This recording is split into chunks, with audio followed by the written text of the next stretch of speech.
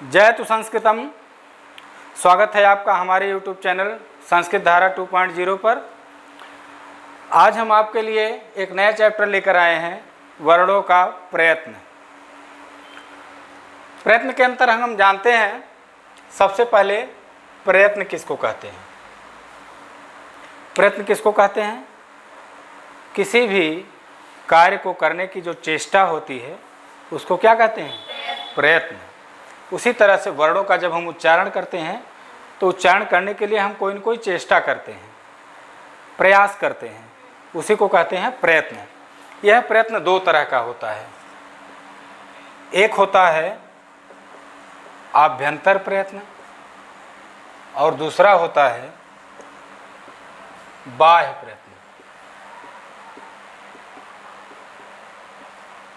आभ्यंतर प्रयत्न और बाह्य प्रयत्न, बोलते रहिए। आभ्यंतर प्रयत्न, सबसे पहले इसको हम जानते हैं आभ्यंतर प्रयत्न क्या होता है। जब हम किसी भी वर्ण का उच्चारण करते हैं तो हमारी जीभ उच्चारण स्थानों को छूती हुई या उनके पास जाती हुई उन वर्णों का उच्चारण करती है, ठीक है ना। उच्चारण स्थान कितने हैं? 8। कितने उच्चारण स्थान हैं? 8। सबसे पहले उच्चारण स्थान को जान लेते हैं, इसके बाद आभ्यंतर प्रयत्न अपने आप समझेंगे। उच्चारण स्थान जैसे क्या है?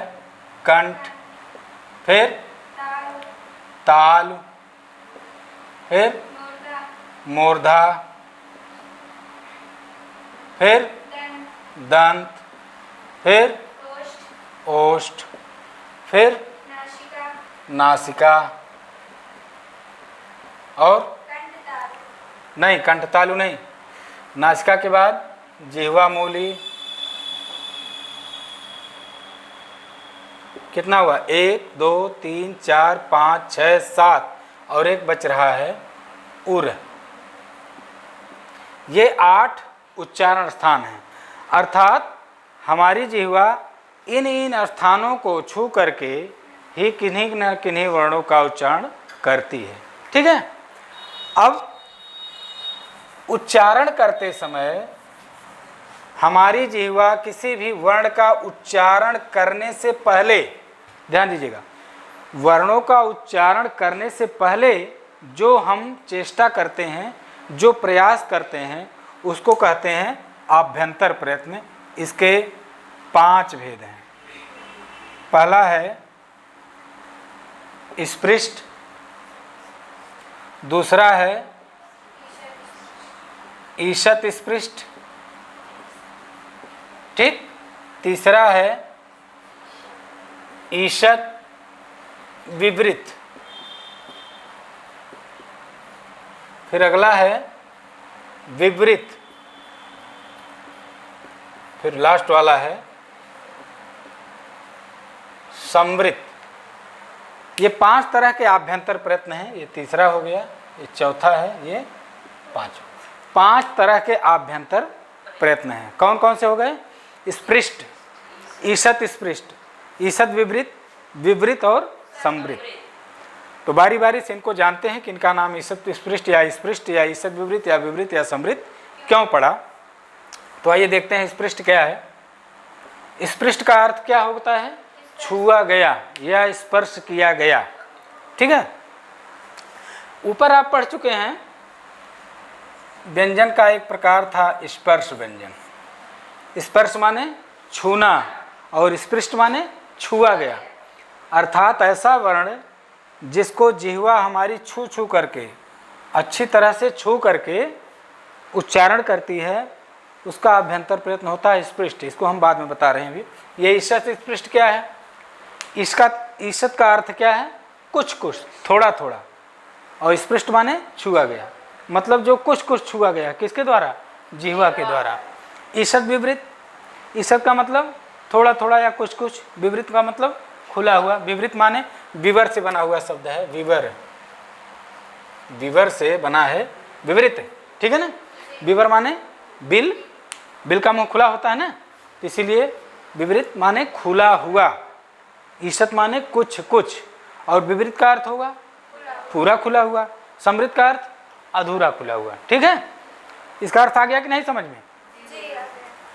अब देखिए स्पृष्ट,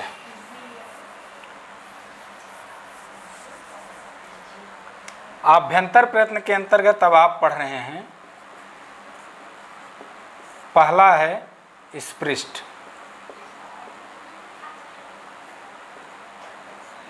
स्पृष्ट का अर्थ अभी हम बताए, स्पृष्ट माने छुआ गया।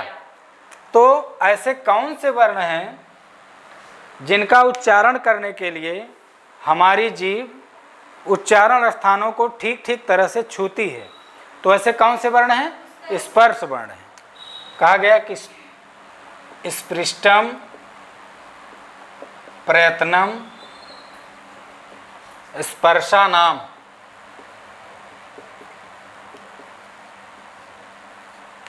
स्पृष्टम प्रयत्नम स्पर्शानाम, अर्थात स्पृष्ट जो आभ्यंतर प्रयत्न है वह किन वर्णों का है?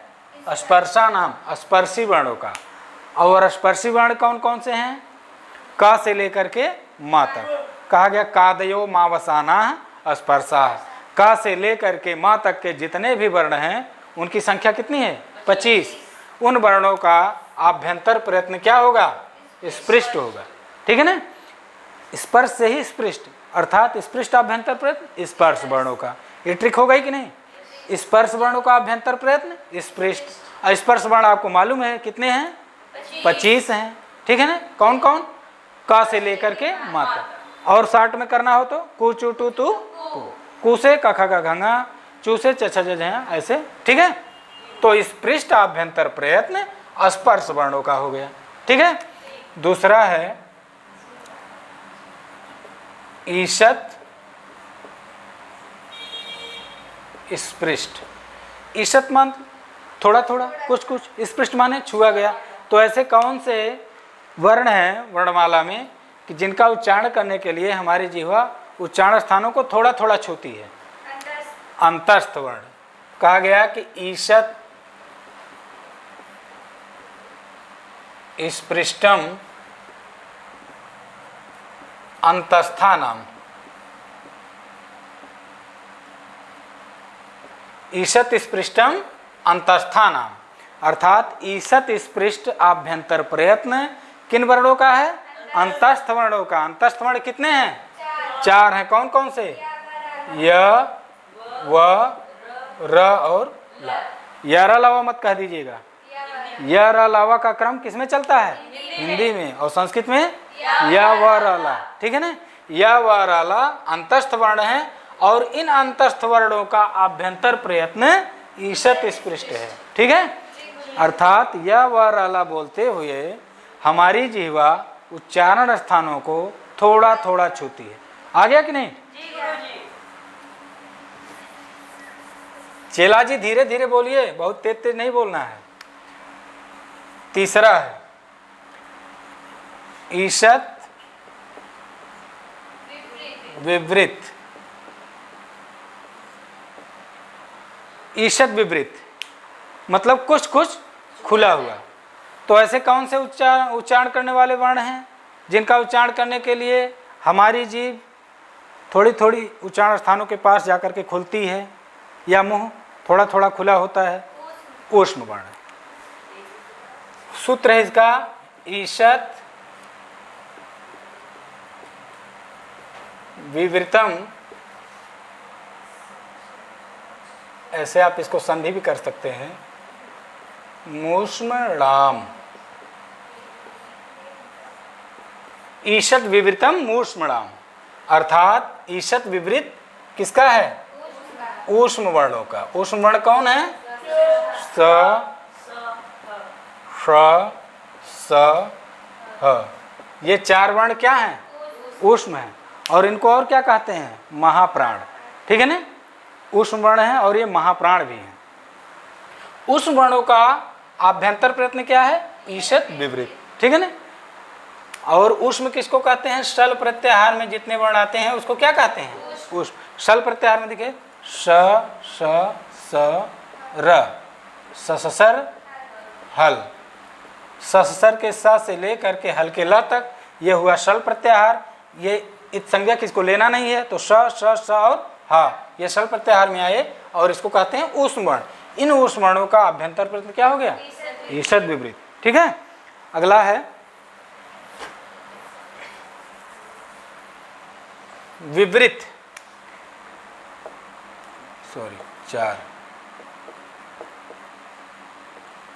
विवृत। विवृत का अर्थ है पूरा खुला हुआ। आपकी वर्णमाला में कुछ ऐसे वर्ण हैं जिनका उच्चारण करते समय हमारा मुंह पूरा खुला होता है, ऐसे वर्ण हैं स्वर। जितने भी स्वर हैं वो सब विवृत कहलाते हैं, उनका आभ्यंतर प्रयत्न विवृत है। विवृतम स्वराणाम। ठीक है, विवृतम स्वराणाम अर्थात सारे स्वरों का आभ्यंतर प्रयत्न विवृत है। स्वर कितने हैं? 9 हैं। मूल स्वर 5 और मिश्रित स्वर 4। मिश्रित स्वर 4, मूल स्वर 5। इन 9 स्वरों का आभ्यंतर प्रयत्न विवृत है। ठीक है ना? आप उच्चारण करके देख लीजिए। अ, ई, उ, री, री, ए, ओ, ऐ, औ। मुंह खुला हुआ है ना? स्वरों का उच्चारण करने के लिए किसी भी अन्य स्वर की, अन्य वर्ण की सहायता नहीं लेनी होती है। ठीक है, दूसरी चीज ये आ गया कि नहीं? स्वरों का जितने भी स्वर हैं उनका आभ्यंतर प्रयत्न विवृत है।